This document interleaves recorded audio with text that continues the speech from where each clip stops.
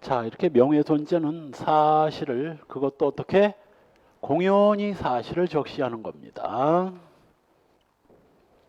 그런데 이 항은 허위 사실을 적시했기 때문에 형이 가중되니까 당연히 이 항은 진실이어야 된다 이렇게 설명했었어요. 지금까지 나도. 그런데 최근에 판례 하나가 나왔고 그 판례가 바로 이때 사실은 진실도 괜찮고 허위도 괜찮다. 그럼 이 항 허위 사실 적시는 그럼 뭐냐? 이 항은 허위고 행위자가 그걸 허위라는 걸 알고 적시한 경우에는 이 항 비록 허위 사실이지만 진실이라고 믿고 진실인 줄 알고, 그러니까 허위라는 걸 모르고 진실이라고 믿고, 이거 허위라는 걸 모르고 사실 적시한 거는 이건 1항 이렇게 바뀌었습니다. 옛날에는 무조건 진실은 1항, 허위는 무조건 2항 그랬었는데 지금은 뭐 진실은 1항 맞지만 허위는 허위라는 걸 알고도 적시했으면 2항이지만 모르고 적시했다면 비록 허위라도 1항에 해당된다. 이렇게 바뀌었어요. 한편 여기서 사실이란 현실적으로 발생하고 증명할 수 있는 과거 또는 현재 상태여야지 장래 일은 이건 뭐야? 이건 사실이 아니라 예측이지. 장래는 예측이고 예측은 맞을 수도 있고 틀릴 수도 있는 거거든. 따라서 장래의 일을 예측하는 건 이건 사실 아닙니다. 다만 그것이 과거나 현재의 사실을 기초로 어떤 예측을 하고 있었다면 그때는 뭐 과거나 현재 상태를 바탕으로 예측을 했기 때문에 이건 사실 적시에 해당될 수 있고, 그게 바로 다음 페이지의 첫 번째 판례. 그래서 이 판례가 시험에 많이 나오는 겁니다. 피고인이 경찰관을 상대로 진정한 사건이 혐의가 인정되지 않아 내사 정결 처리됐음에도 불구하고 공연히 사건을 조사한 경찰관이 내일부로 검찰청에서 구속영장이 떨어진다. 아니, 지가 뭔데 구속영장이 떨어지고 안 떨어지는 걸 지가 결정해? 그것도 검찰에서 떨어지는 게 아니라 구속영장은 판사가 발부하는 거야. 아무리 검사가 구속하고 싶어도 판사가 영장을 기각하면 구속 안 돼요. 이번에 저 김관진이 두 번째 구속영장 청구했는데 또 기각됐잖아. 검사들은 그거 구속하고 싶어서 안달이지만 판사가 영장을 발부 안 해주는데 뭘 구속을 해. 따라서 내일 영장이 떨어질지 안 떨어질지는 뭐야? 구속영장 실질심사를 받아봐야 하는 거야. 판사 마음에 따라 발부가 될 수도 있고 안 될 수도 있는 거지. 이건 예측에 불과한 건데 만일 앞에를 그냥 거두절미에 싹 잘라버리고 경찰 내일 대구지방검찰청에서 구속영장이 떨어진다. 이건 명예훼손이 안 됐을 겁니다. 사실적시가 아니고. 그런데 사건을 조사한, 이건 과거 사실이지.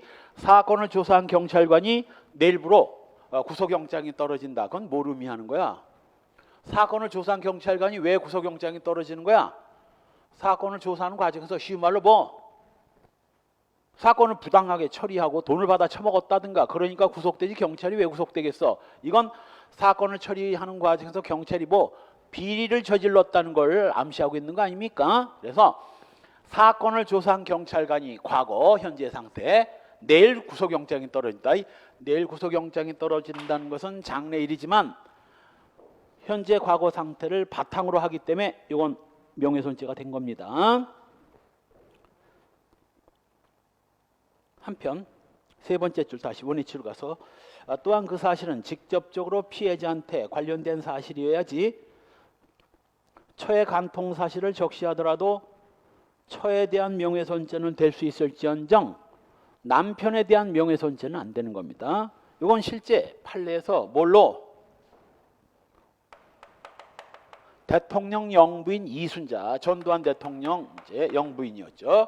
이순자는 사치가 심해서 옷이 많다. 청보는 이순자 거다. 청보. 이건 이순자 거다라는 말을 떠들고 다녔다면 사치가 심해서 옷이 많다. 정보는 요거 이순자 거다. 요건 뭐 이순자에 대한 명예훼손이 될 수는 있어도 이순자 남편인 전두환에 대한 명예훼손이 될 수는 없는 겁니다. 이건 실제 판례에 있는 거야. 이걸 짧게 줄여서 뭐 처에 대한 명예훼손을 남편에 대한 명예훼손으로 볼 수 있다 없다? 없다. 요 시험에 잘 나오는 거예요. 마찬가지로 처가 간통을 했다고 명예훼손을 했다면 처에 대한 명예훼손이지 그 남편에 대한 남편은 착한 사람이지 오히려. 사실적시 이때 사실은 적어도 사람의 사회적 가치나 평가를 저하시키는 데 충분한 그런 사실이어야 됩니다. 이때 특정인의 가치가 침해되어야 되고 그 피해자가 특정된 될 거를 요합니다. 이때 피해자의 특정이라고 해서 꼭 전두환이라고 이름을 꼭 명시해야 되는 건 아니고 뭐 박정희 서거 후에 대통령이 된 인간이라고 했던 꼭 전두환이라고 해야 알아먹나? 박정희 이후에 대통령이 됐으면 전두환밖에 더 있습니까? 그렇게 표현했다 하더라도 그 인간이 누구라는 걸 지목하는 걸 알아차릴 수 있을 정도라면 특정된 거로 봅니다. 그리고 503호 뭐야? 우리나라에서 503호 모르는 사람이 어디 있겠어? 박근혜를 말하는 거지 뭐야? 박근혜. 이거 간접적이고 우회적인 표현도 다 가능합니다. 503호가 박근혜라는 걸 금방 알 수 있으니까.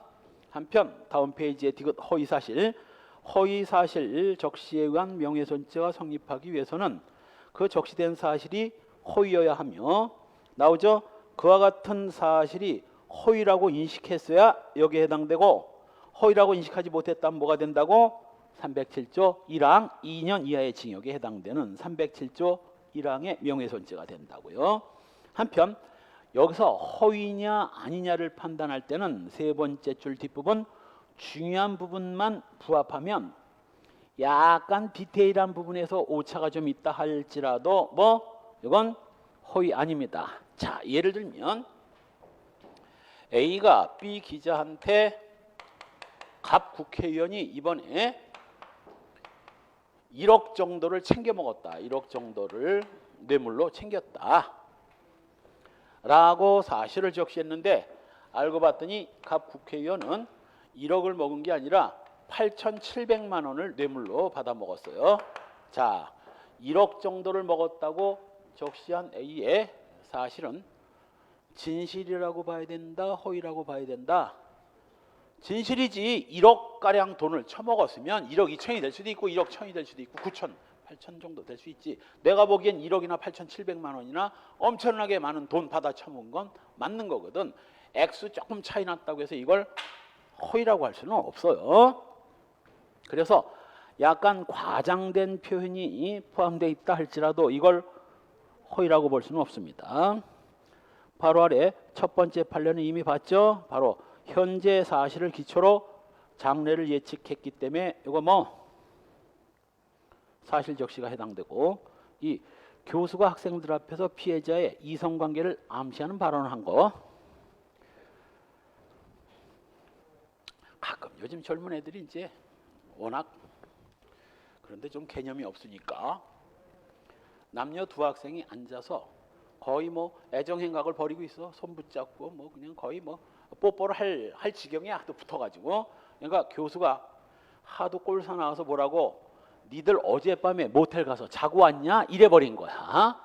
아무리 학생이 거기서 애정행각을 하더라도 그 여러 학생이 있는 데서 모텔 가서 자고 왔냐 소리를 하면 되나? 그 내용이야 이게. 이성관계를 암시하는 발언이 바로 어제 모텔 가서 자고 왔냐? 이 표현. 이거 명예훼손죄 성립되는 겁니다. 또 3. 가치 중립적 표현을 사용했다 하더라도 사회적 평가가 저해됐다고 판단되면 명예훼손 될 수 있고요. 4. 목사가 예배 중 특정인을 가리켜서 2단 중에 2단이라고 설교한 거, 이거 사실 적시에 해당되지 않습니다. 2단 중에 2단이다. 2단이 뭐야? 정식 교회가 아니라 사이비 교회라는 뜻 아닙니까? 이거 명예훼손죄 사실 적시 아니고요. 역시 사람의 성명을 명시하지 않고 그냥 두 문자나 이니셜만 사용했다 하더라도 아까처럼 MB MB가 이명박을 말하는 걸 모르는 바보 같은 국민이 어디 있겠어? 우리나라 사람이라면 다 알지. 꼭 MB가 돈을 엄청 챙겨 먹었다. 이거 뭐 이명박이라고 표현하지 않았다 하더라도 이명박에 대한 명예훼손 될 수 있습니다. 그 다음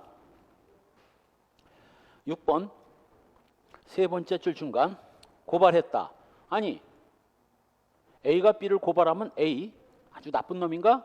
아니지. 고발했다는 사실 그 자체는 명예가 훼손될 만한 그런 사실 아닙니다. 아니 뭐 범죄가 있으니까 고발할 수도 있고 뭐 경우에 따라 진실이라고 믿고 고발했는데 아닐 수도 있는 거지. 고발을 했다 이 자체는 명예훼손 아닙니다. 마찬가지로 저 여자는 과부이다. 명예훼손 된다 안 된다?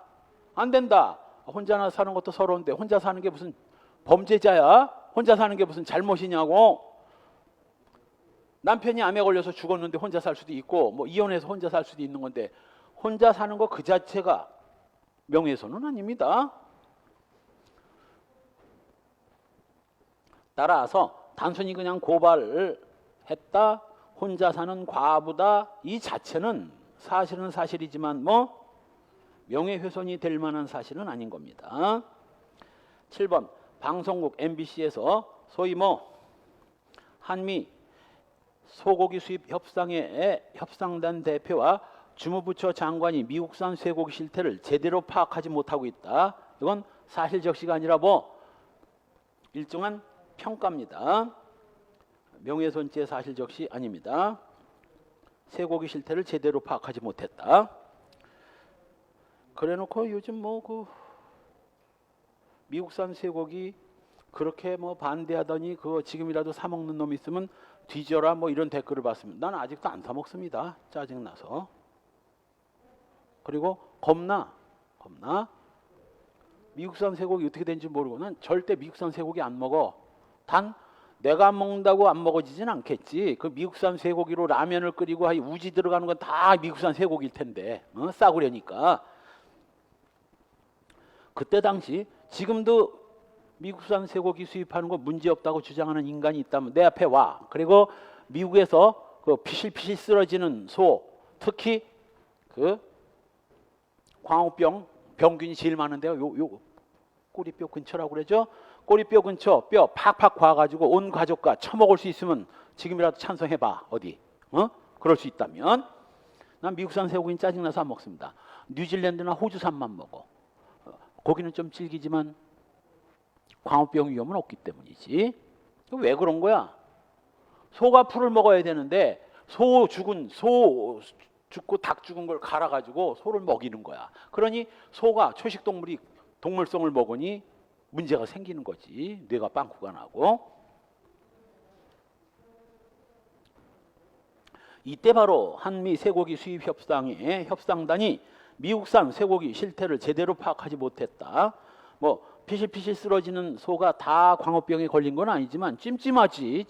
그거 먹어서 찝찝해서 먹겠습니까? 난 지금도 안 먹습니다. 그래서 8번 특정인의 사회적 가치나 평가를 저하시키기에 충분한 구체적 사실에 적시가 있다고 하기 위해서는 어느 정도 명시돼야 돼.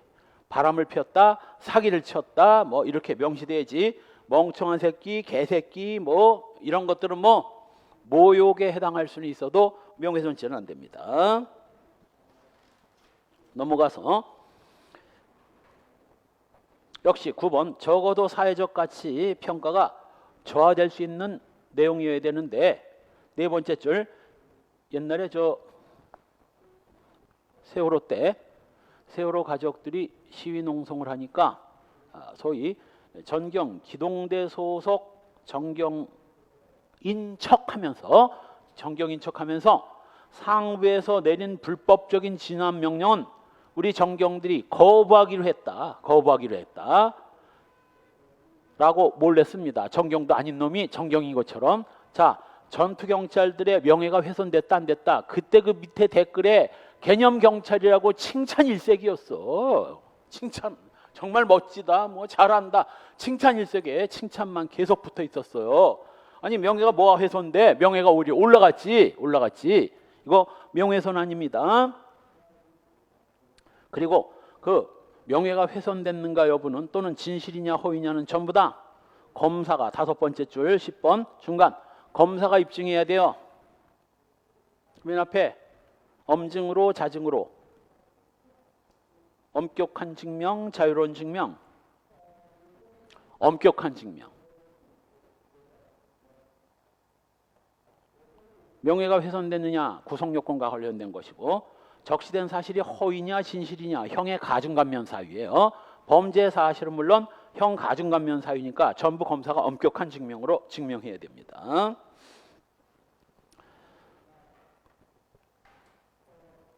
그 다음 기수식이 불특정 다수인이 인식할 수 있는 상태, 여기다 줄 긋고 인식할 수 있는 상태에 있었으면 인식했느냐 못했느냐는 묻지 않습니다. 자, 예를 들면 이건 판례는 아니지만 뉴스, 지방 신문사에 잠깐 나온 뉴스예요. A와 B녀가 대학을 가서 사귀기 시작했는데 그냥 조금 큰 도시에 있는 대학을 다녔는데 저 시골에서 올라온 학생들이야. 그러니까 대학 근처에다가 뭐 방을 하나 구해서 살고 있었겠죠. 둘이 점점 깊이 사귀다가 뭐 성관계까지 맺고 그러다 보니 뭐야, 방을 2개를 얻으니 매달 임대료가 월세가 계속 나갈 거 아니냐고, 굳이 월세 양쪽에서 낼 필요 뭐 있냐, 우리 하나로 합치자. 소위 동거에 들어갑니다. 동거에 들어가서 이 A의 뭐 본성이 드러나기 시작하지. 폭력적이고. 그래서 B녀가 A와 헤어질 것을 결심하고 헤어집니다. 그랬더니 이 자식이 비겁하게 뭐 대학교 대자보에다가 B녀와 나와의 진실, 무슨 뭐 주간 잡지, 연애 잡지 기사처럼 제목을 뽑아가지고 언제 만나서 언제 사귀고 언제 성관계를 맺고 애가 임신이 됐다가 몇 번을 낙태하고 뭐 이런 자세한 내용을 전부 대자보에 올린 거야. 무슨 죄? 명예훼손죄 1항 2항. 1항이지? 사귄 거 맞고 동거한 거 맞고 낙태하고 한 거 다 맞으니까 명예훼손죄 성립됩니다. 자, 여기까지가 팩트고, 자, 이때 B녀가 눈치챘어. 에이, 이 자식이 이런 거 붙이러 다닐 거라 그런 걸. 그리고 몰래 뒤쫓아갔더니 붙이는 거야. 다행히 한 명도 없는 상태에서 붙이고 간 걸 아무도 못 본 상태에서 몰래 뜯어버렸습니다. 아무도 못 봤어. 자, 명예훼손죄 기수이다 미수이다? 기수야. 불특정 다수인이 인식할 수 있는 상태에 있었으면 인식했냐 안 했냐는 묻지 않는 거거든. 기수예요. 설사 미수라면 뭐 미수처벌 규정이 없기 때문에 무죄가 되지. 무죄가. 주관적 구속요건, 사실이나 허위사실을 적시해서 명예를 훼손한다는 고의 있어야 되고, 이때 바로 밑에 판례 그 고의가 있어야 되는데 세 번째 줄 뒷부분 명예훼손 사실을 발설한 것이 정말이냐는 질문에 대답하는 과정에서 나온 것이라면 이건 뭐 명예훼손죄 고의를 인정할 수는 없습니다. 자, 이게 뭐냐면 그 구체적인 내용이 이제 시험에 나왔는데 여긴 또 빠졌어. 내용이 이 갑 교회에 목사 A가 있었고 사모 B가 있었습니다. 그리고 A가 전도사 C녀와 소위 바람이 났어.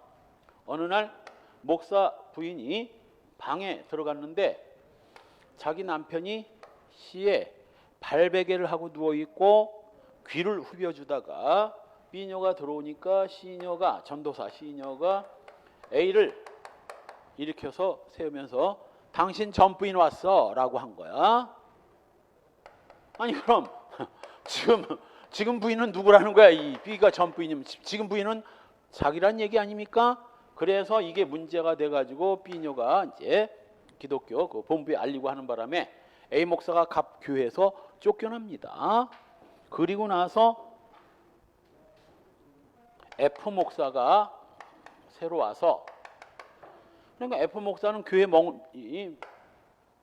교회 본부에서 명을 받고 갑 교회로 가라고 그래서 갔는데 궁금하잖아. 전임 목사가 쫓겨났고 소문을 이제 들어서 알거든. 이래 해가지고 불륜 저지르다가 쫓겨났다. 그래서 F 목사가 예배를 드릴 때 집사들을 모아놓고 뭐 예배를 드린 뒤 내가 여기 오라고 가라고 해서 오긴 왔는데 전임 목사가 이런 일로 쫓겨났다는 소문이 있던데 그게 사실이냐? 라고 물어봤다면 뭐 이런 불륜을 저질렀다는 그거 사실이냐라고 물어봤다면 이건 뭐 그냥 궁금해서 물어보는 과정에서 나온 말이지 A 목사의 명예를 훼손할 의도는 없었던 거죠. 그래서 정말이냐는 질문에 대답하는 과정에서 나온 것이라면 질문하는 사람이건 대답하는 사람이건 이거 뭐 명예훼손죄 안 됩니다. 2번 판례 역시 똑같은 한미 쇠고기 수입 협상에서 협상단 대표와 주무부처 장관이 협상을 졸속으로 체결했다는 취지로 표현했다면 이건 명예훼손의 고의가 인정될 수 없습니다. 왜? 방송이 바로 그런 걸 비판하고 보도하는 게 방송인데 이 정도를 가지고 명예훼손의 고의 인정 안 됩니다. 다음 페이지에 역시 3번 형법 307조 2항 즉 허위사실 적시 명예훼손죄 범위 고의는 허위사실인 것과 명예를 훼손한다는 인식만 했으면 세 번째 질 비방 목적이 있음을 요하지는 않는다. 비방 목적을 필요로 하는 건 출판물 명예훼손죄는 꼭 비방 목적이 있어야 됩니다. 그러나 일반 명예훼손죄는 뭐 목적범위 아니기 때문에 그냥 사실 적시 또는 허위사실 적시한다는 인식과 명예를 훼손한다는 고의만 있으면 고의 인정돼요. 한편 이때 고의는 당연히 항상 그래. 확정적 고의는 물론 두 번째 줄 뒷부분 뭐 미필적 고의도 상관없어요. 위법성 아주 중요하죠. 일반적 위법성 조각 사유로서 뭐 피해자 승낙이 있으면 위법성 조각되고 정당행위 요거 위법성 조각되죠. 예를 들면 형사재판에서 검사의 기소요지의 진술 박근혜가 누구한테 뇌물을 받고 삼성을 시켜가지고 말을 사주게 하고 뭐 이게 다 진실사실적시 명예훼손 아닙니까? 그러나 법정에서 재판하려면 검사가 기소요지를 진술해야 되는데 형사소송법상 그거 진술하지 않으면 잘못하면 뭐 형사재판이 무효가 될 수 있는데 이런 것들을 명예훼손죄 구성요건에는 해당되지만 위법성은 조각됩니다. 증인의 증언도 마찬가지예요. 증인의 증언도 안희정이 나를 호텔로 오라고 한 다음에 뭐 거기서 성폭행을 했다. 여기 김진 양도 약간 문제가 있는 게 여성들의 비난이 쏟아질 수도 있겠는데 아니 나이도 한두 살도 아니고 20이 넘은 여자가 그것도 처음도 아니고 지금 여러 차례 성폭행을 당했는데 모텔로 오라고 했다고 그 호텔로 가나? 여태까지 성폭행을 했는데 모텔로 오라고 그러면 뻔히 그 호텔에서 무슨 일이 벌어질 거나 알면서 거길 가. 혹시 같이 있다가 갑자기 덮치면 좀 당황해서 어떨지 모르지만 오라고 하는데 거기 가는 바보가 멍청이가 어디 있나 그거?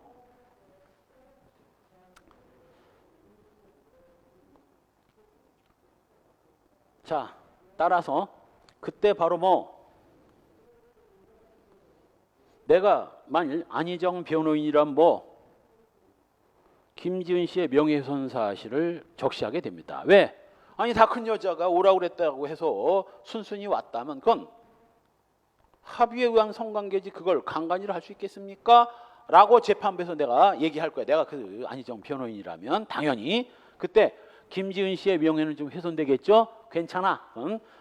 변호를 하려면 그거 해야지. 안 할 수가 있겠나? 그래서 변호인의 변론, 검사의 기소유지의 진술, 증인의 증언 전부 다 뭐 위법성 조각되고요. 또 업무리난 행위, 신문이나 MBC 방송, 뉴스 방송에서 방송을 보도하는 거 당연히 정당행위고 사회 상규에 반하지 않는 행위는 다소 명예훼손적 진술을 담고 있더라도 위법성 조각됩니다. 바로 아래 첫 번째 판례 교단 협의회에서 세 번째 줄 중간 자신의 무고함을 밝히기 위해서 명예훼손죄로 고소했던 고소장 4번을 첨부한 것은 두꺼운 것이 자신의 정당성을 입증하기 위한 자료 제출 행위로서 이건 정당행위입니다. 위법성 인정 안 돼요. 그 다음 판례는 아까 얘기했던 바로 기동대 불법 진압 명령은 거부할 것이다 라고 한 그 기동대 명의의 뭐 진압명령 거부행위 요거 명예가 훼손된 게 아니라 오히려 명예가 높아졌다고 그랬죠. 개념 경찰이라고 칭찬 엄청 받았어요. 3번 유명한 뭐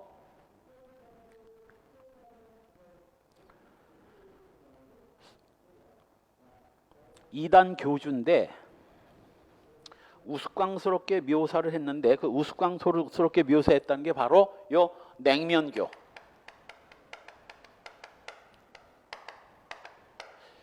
이게 하나님의 교회.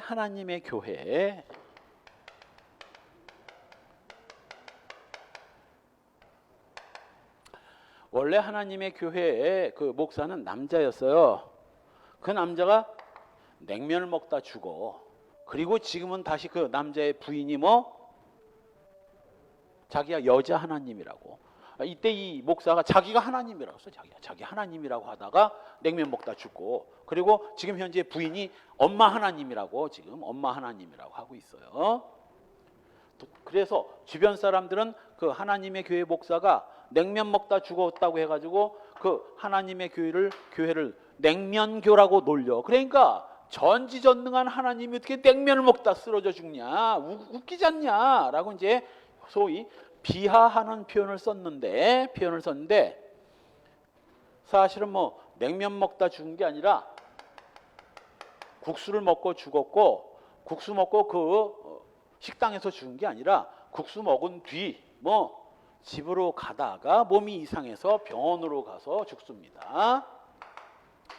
자, 허위일까 진실일까? 국수 먹고 집에 가다가 기절을 쓰러져 가지고 병원에 실려가서 죽은 거하고 냉면 먹다 식당에서 죽었다, 냉면 먹다 죽었다. 자, 거짓이다 진실이다? 내가 보기엔 뭐 면 종류 먹은 거 맞고 먹은 지 얼마 안 돼서 죽은 게 맞다면 그것이 냉면이든 국수든 뭐 시간이 얼마 흐르지 않았으니까 그거 아니냐고. 안 그래요? 이걸 허위사실적시라고 할 수는 없어요. 냉면 국수 달라진다고 이걸 허위라고 할 수는 없거든. 그래서 그 대상을 우스꽝스럽게 표현하기 위해서 냉면교라고 놀렸다 하더라도, 이거 뭐 하나님의 교회 사람들은 냉면교라고 놀리는 사람들이 원망스럽겠지만 이 정도를 가지고 명예훼손이라 할 수는 없는 겁니다.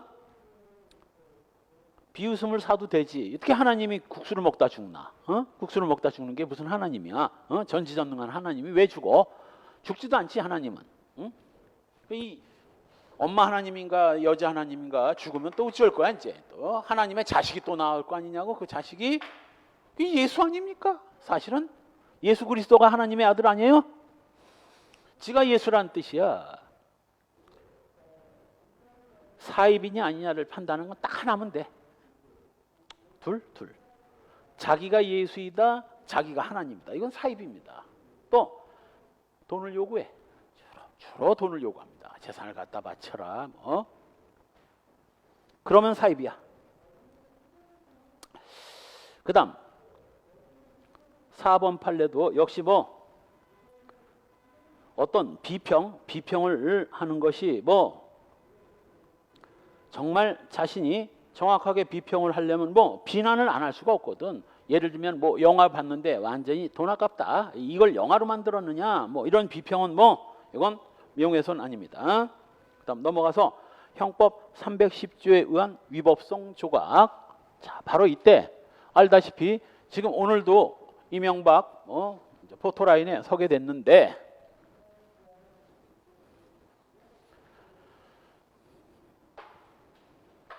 자, 이명박이 어떤 범죄 사실로 포토라인에 섰느냐? 뭐 뇌물죄죠, 뇌물죄 뭐 이런 등으로 포토라인에 서게 됐는데, 다스는 누구 거냐? 이명박 거다라는 게 결론이 떨어졌지. 지금 현재 이명박 아들 이시영이가 다스 전무로서 다 지 마음대로 10억씩 막 갖다 썼대잖아. 지금 형 이상은 회장인가, 걔는 뭐 100만 원만 잘못 써도 엄청 까였다는데 이시영이가 10억씩 막 갖다 썼다면 이 사람이 이 회사 주인이지 뭐야. 그럼 이 사람 아버지가 이명박이고 이명박이 회사 주인이지. 자, 얼마를 먹었는지 이제 나중에 나오겠지만, 좋아, 한 200억을 뇌물로 먹었다고 합시다. 그리고 인간이 추접스럽게 다수 돈 돌려받을 때도 뭐 변호사 비용 내기 아까워가지고 삼성 보고 내 대신 변호사 비용 내라고 이딴 짓이나 하고.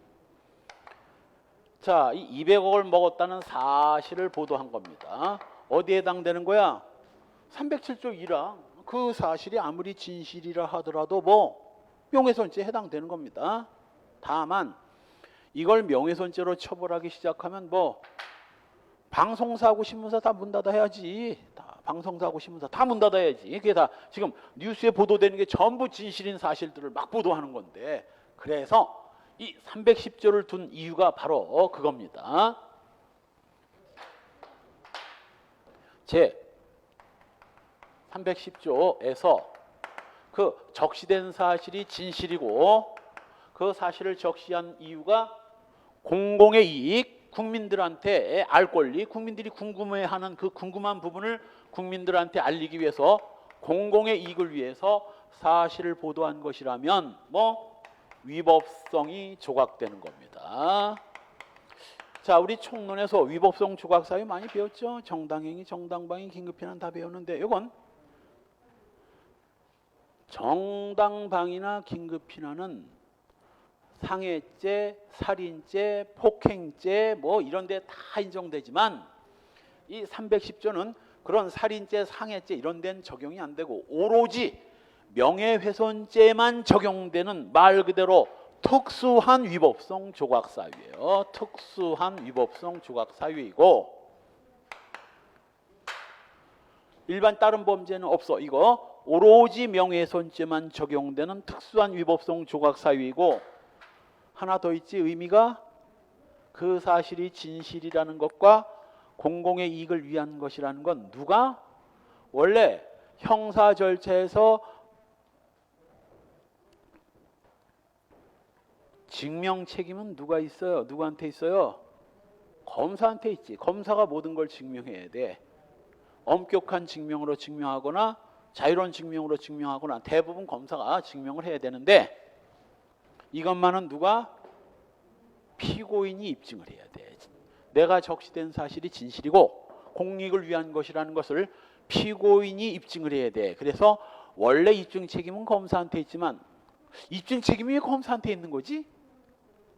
검사가 가위바위보해서 피고인한테 졌나? 왜 검사가 입증해야 되나? 피고인 입증하면 안 되나? 왜 검사야 하필? 왜 검사가 입증 책임을 지게 되나? 피고인 입증 책임 지면 안 되나? 안 된 이유가 뭐야? 뭔가 이유가 있으니까 검사 보고 지라고 하지. 무죄 추정 때문에 그래. 피고인은 굳이 자기가 무죄라는 걸 입증할 필요 없어. 헌법이 무죄를 입증해 주는데 뭐 이 무죄를 추정해 주는데 피고인은 그냥 가만히 있으면 무죄야. 그러니까 우리 속담에 뭐 목마른 놈이 우물을 파듯이 가만 냅두면 저놈 무죄로 풀려나니까 무죄로 풀려나는 걸 원치 않는 검사가 유죄라는 걸 입증해야 돼. 그래서 형사소송 절차에서 모든 입증 책임은 검사가 지도록 돼 있지만 이것만은 누가? 입증 책임이 피고인한테 넘어갑니다. 그래서 실체법적으로는 특수한 위법성 조각 사유이고 소송법 절차법상으로는 뭐 입증 책임 전환 규정입니다. 피고인한테 입증 책임이 전환되는 거예요. 이때 이 310조의 특수한 위법성 조각 사유를 둔 이유가 뭘까? 왜 이런 규정을 뒀을까? 바로 뭐 언론의 자유를 보장해주기 위함입니다. 만일 이걸 두지 않았다면 아까 얘기했던 대로 뭐 언론사, 출판사 다 문 닫아야 돼. 신문사하고 방송사. 그래서 언론의 자유를 보장해주기 위해서 진실한 사실을 공익을 위해서 보도하는 건 뭐 위법성을 조각시키는 겁니다. 그럼 언론의 자유는 또 뭐 때문에 보장해주나? 국민의 알 권리를 충족시키기 위해서. 과연 이명박이가 돈을 받아 처먹었는지 또는 뭐 재판받고 깜빵을 가게 되는지 궁금하잖아. 그래서 국민의 알 권리. 더군다나 국민은 이 나라의 주인이고 이 나라의 주인이신 국민이 나 이거 궁금하다라고 하면 밑에 있는 언론들이 이거 궁금하십니까? 이거 이렇습니다. 저건 저렇습니다. 저 자식이 저거 죽였습니다. 뇌물 얼마 받아먹었습니다라고 국민한테 일종의 보고를 하는 거야. 보고. 근데 우리나라 언론은 뭐야? 지가 왕인 줄 알아. 국민 위에 군림을 하려들고 국민을 언론을 조작해가지고 국민의 정신을 조종하려고 들어. 건방지게. 그런 신문사는 없어져야 됩니다. 도태돼야 돼. 그런 것들은. 국민의 언론을 왜곡하고 바로 세월호 때 그 불쌍한 세월호 가족들을 마치 돈이나 바라는 인간들 취급하고 거기서 단식 투쟁하는데 옆에 가서 치킨 처먹는 그런 인간들이 있으니 세상에 자기 자식, 그것도 생떼 같은 자식들을 잃은 부모들이 단식 투쟁을 하는데 그 옆에서 켄터키 치킨이나 먹는 것들이 그 인간이야. 사탄의 자손들이지. 쓰레기들이지. 바로 이 나라의 주인인 국민이 궁금해하는 부분을 알려드리려고 언론의 자유를 보장해 주는 거야. 그래서 이것만은 위법성을 조각하는 거지. 요건 일단 진실이어야 되고, 다만 아까도 얘기했듯이 그 진실이 디테일하게 조금 어긋난다고 그걸 허위라고 볼 수는 없습니다. 중요한 부분이 진실이면 나머지가 조금 진실과 부합하지 않는다 하더라도 진실로 봐야 되고, 공익도 마찬가지야. 중요 목적이 공익 목적이라면 사적인 감정이 조금 섞였다 하더라도 중요한 목적이 공익 목적이라면 이거 공익성 인정합니다. 자, 예를 들면 A 기자가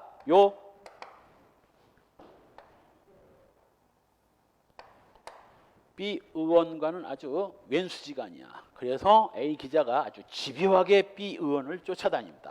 언젠가 너 나한테 딱 걸리면 너 내가 아주 한 방에 훅 가게 만들겠어. 그리고 몇 년 동안 B 의원을 쫓아다니다가 드디어 뇌물 받는 장면을 목격합니다. 증거를 확보해요. 1억 정도. 그래서 A가 터뜨린 거죠. B 의원 1억 정도를 받았다라고 터뜨렸습니다. 자, 이거 공익 목적 인정된다 안 된다? 돼. 아무리 사적인 감정이 섞였다 하더라도 이 국회의원이라는 자가 뇌물을 1억씩 받아 먹은 거 이거 공익을 위해서 중요한 거거든. 응? 이걸 국민들한테 알려야 다음 선거 때 이런 쓰레기 같은 놈은 국민들이 안 뽑아주겠지. 지금 저기 경남 지방 어디 도시에 시장이 관용차 타고 업무 시간에 맨날 사우나 왔다 갔다 하는 그걸 국민들이 알게 됐습니다. 그런 놈은 이제 다음에 아웃이지. 최소한도 시장을 하질 말든가, 시장이 됐으면 최소한도 업무 시간에는 열심히 일을 해야지. 노무현 대통령이 그렇게 술을 좋아하는데 재임 중에는 술을 안 먹었다는 거야. 이거 할 때도 그냥 콜라나 이런 거 먹었다는 거예요. 왜? 자기가 이 나라의 총책임자인데 술 먹고 판단력이 흐려졌을 때 어떤 사건이 터지면 거기서 만에 하나 내가 잘못 판단하면 국민한테 피해가 간다고. 그 좋아하는 술을 임기 때는 한 잔도 안 먹었다는 거야. 담배는 끊었다 폈지 이제 속상하니까. 그 정도 마음까지는 가져야지. 이 자식이 무슨 시장쯤 돼가지고 맨날 사우나나 하러 다니고. 그런 것들을 보도해가지고 다음번에 그런 시장놈 아웃시켜야지. 그게 바로 국민의 알 권리를 충족시키는 겁니다. 중요 부분이 진실이면 진실로 보고, 중요 목적이 공익 목적이라면 감정이 실렸다 하더라도 공익 목적으로 봐야 됩니다. 그 다음 적용 범위와 소송법적 효과. 오로지 307조 1항의 사실적시 여기에만 적용되는 겁니다. 여기에만 적용돼. 왜냐하면 자, 2항에 적용이 될 수 있다 없다? 1항에만 적용되고 2항에는 적용이 될 수가 없어요. 왜? 진실이어야 이게 적용이 되는데 허위인데 어떻게 적용이 되나? 허위인데. 출판물 명예훼손죄도 마찬가지예요. 비방 목적으로 사실을 적시해야 되기 때문에 공익 목적으로 적시해야 되는 이거하고 벌써 안 맞는 거야. 출판물 명예훼손죄도 적용이 안 돼. 사자 명예훼손죄도 안 돼. 왜? 사자 명예훼손죄는 허위 사실을 적시해야 되기 때문이거든. 사자 명예훼손죄는 허위 사실을 적시해야 되는데 허위 사실이란 벌써 여기하고 어긋나거든. 그래서 조문도 아예 그 96종 맨 위를 보면 조문 자체가 뭐로 돼 있어? 박스에 307조 1항의 행위가 진실한 사실로서 아예 307조 1항이라고 찍었어. 오로지 여기에만 적용되는 겁니다. 나머지에는 적용이 안 돼. 이때 바로 적용 범위와 소송법적 효과, 이 진실성, 공익성은 피고인한테 거증 책임이 전환되고, 그리고 실체법상으로는 특수한 위법성 조각 사유.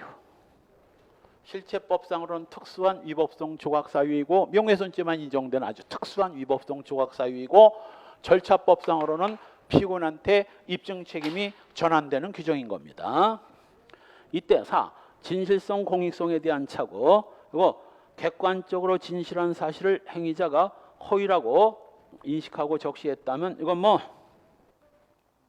위법성은 조각 안 됩니다. 왜? 자기는 허위 사실을 적시한다고 생각했지 진실이라는 걸 생각하지 못했으니까. 또 니은 허위 사실을 진실이라고 오인하고 공익을 위해서 적시했다면 이건 우리 판례는 경우에 따라 비록 허위 사실이라도 뭐라고? 진실이라고 믿었고, 세 번째 줄 진실한 것으로 믿었고 그렇게 믿을 만한 상당한 이유가 있었다면 310조 적용해 줄 수 있다. 한편 다음 페이지에 판례 정리, 공공의 이익을 인정해서 바로 진실은 당연하고 공익을 인정해서 310조에 의해서 위법성이 조각된 경우들 무죄인 것들입니다. 국립대학 교수가 제자인 여학생을 성추행했다는 글을 여성 인터넷 홈페이지에다가 게재한 거 진실이고, 자 대학, 그것도 국립대학 교수가 제자를 성추행했다는 거 국민이 알아야 돼, 몰라도 돼? 알아야지. 또 이것도 시험에 나온 거죠. 신학대학 교수가 출판물을 통해서 종교단체인 구원파를 이단으로 비판하는 과정에서 유병언, 이때 당시만 해도 유병언이 아니고 유병언이 사인가 됐고 그 전에 또 하나 있었어. 구원파 교주가 하나 있었어요. 그 교주를 비판한 거 이거 역시 선량한 시민들이 구원판에 현혹돼서 가정을 망치고 갖다 집 갖다 바치고 이런 짓을 하니까 그런 걸 방지하기 위해서 공익을 위해서 진실한 사실을 보도한 겁니다. 위법성 조각돼요.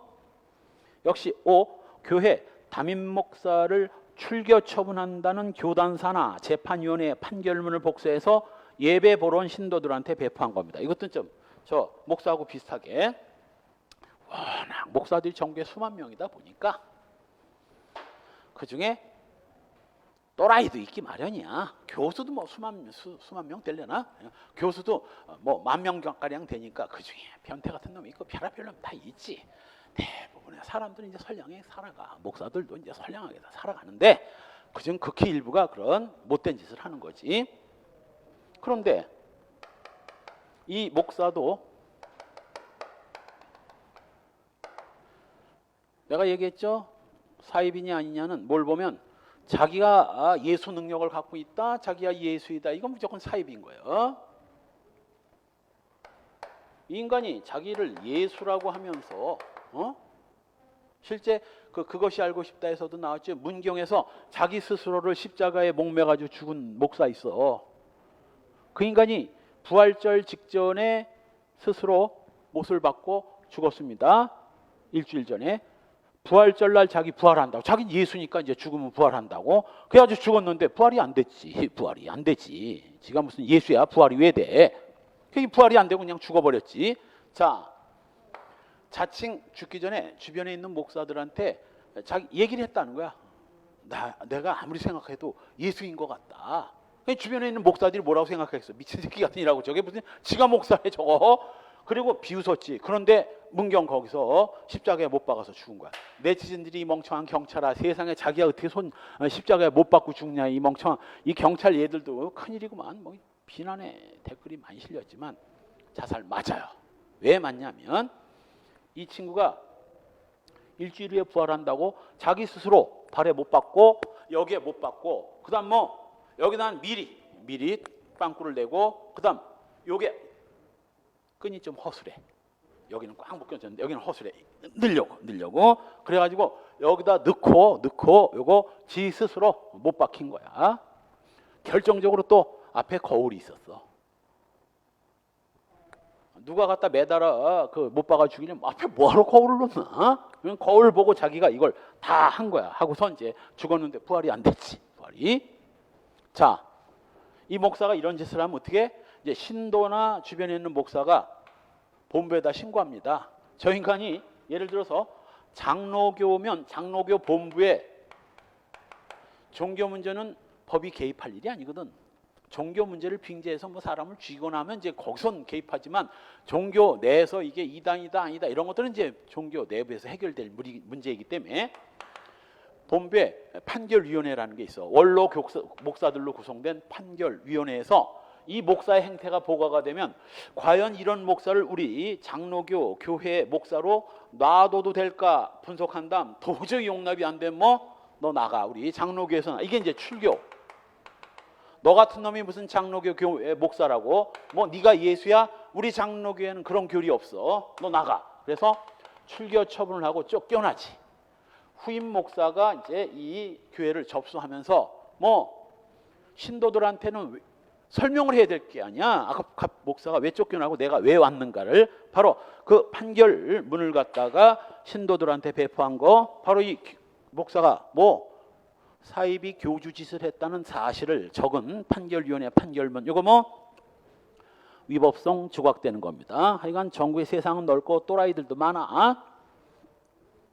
그 다음 7.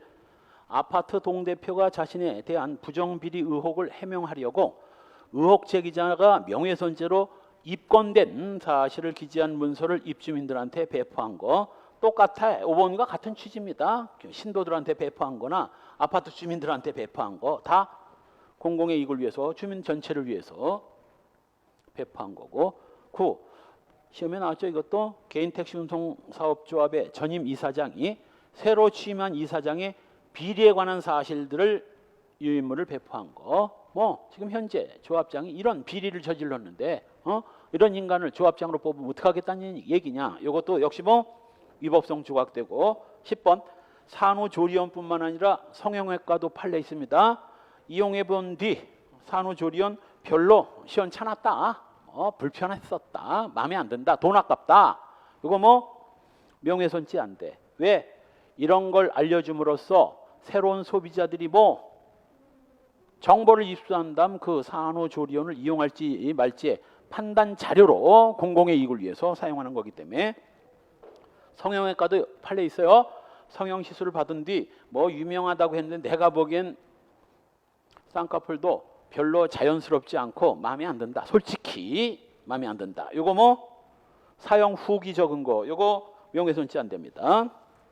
요즘에 그 온라인 쇼핑몰이 그런 거 잘 돼 있어. 나 많이 애용하는데 주문한 다음 뭐 물건을 보고 정확하게 평가를 해줘. 나쁘다. 나 이거 마음에 안 든다. 요점이 이런 거 한번 내가 세상에 나쁜 새끼 포도를 3만 몇천 원어치 샀는데 요 플라스틱 통에다가 포도 한 두세 송이나 있었나? 그것도 그냥 다 터져가지고 짓물러가지고 찍어가지고 올렸습니다. 이게 3만 몇천 원짜리고 이거 절대 사지 마라. 3만 몇천 원 그냥 5천 원도 아깝다. 이건 괜찮은 물건은 괜찮다고 하고 그래야 그 사용 후기를 보고 뭐 나머지 소비자들이 피해를 안 보지. 공공의 이익을 부정한 경우 회사 대표이사한테 압력을 가해서 노조가 유리한 협상 고지를 점령하기 위해서 그 대표이사 비리 사실을 뭐 두 번째 줄 현수막과 피켓을 들고 확성기를 사용해서 반복해서 불특정 다수 행인을 상대로 소리치면서 거리 행진을 한 경우 이건 공익 아니야. 뭐 지들이 협상에서 유리한 고지를 선점하기 위해서 한 거지 무슨 다른 국민들을 위해서 한 거 아니잖아요. 그건 공공의 이익 인정 안 됩니다. 나머지 내용들 한번 읽어보세요. 시험에도 안 나올 거 하니까 한 번만 읽어봐. 소추 조건 알다시피 명예훼손죄는 반의사 불벌죄고 피해자가 처벌하지 말아달라고 하면 소추 못합니다. 죄수, 피해자 수를 기준으로 합니다. 하나의 행위로 수인의 명예를 훼손했다면 상경. 동일인에 대해서는 연속해서 명예를 훼손하더라도 포괄일죄가 되죠. 또 모욕적인 방법으로 사실을 적시했다면 이건 뭐 명예훼손죄만 성립되고 모욕죄는 안 됩니다. 자, 여기서 바로 이 모욕죄와 명예훼손죄는 어떻게 구별되는 거예요?